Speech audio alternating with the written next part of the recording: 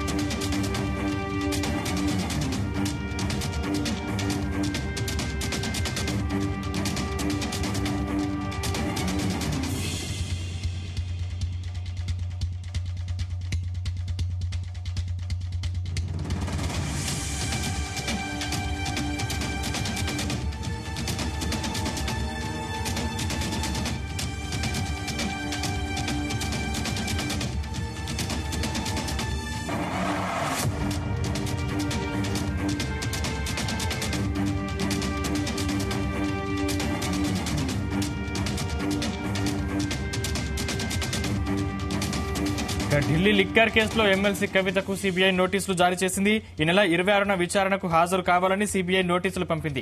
గతంలో సీబీఐ కవిత ఇంటి దగ్గర స్టేట్మెంట్ తీసుకుంది. తాజాగా మళ్లీ సీబీఐ నోటీసులు ఇవ్వడంతో ఈ లిక్కర్ కేసులో కదలిక వచ్చింది. అటు ఈడీ పంపిన నోటీసులకు కూడా ఎమ్మెల్సీ కవిత వరుసగా హాజరు కావడం లేదు. మరోవైపు లిక్కర్ స్కామ్ కేసులో ఆరోపణలు ఎదుర్కొంటున్న ఆప్ మంత్రులు, కీలక నేతలు ఇప్పటికే జైలు శిక్ష అనుభవిస్తున్నారు.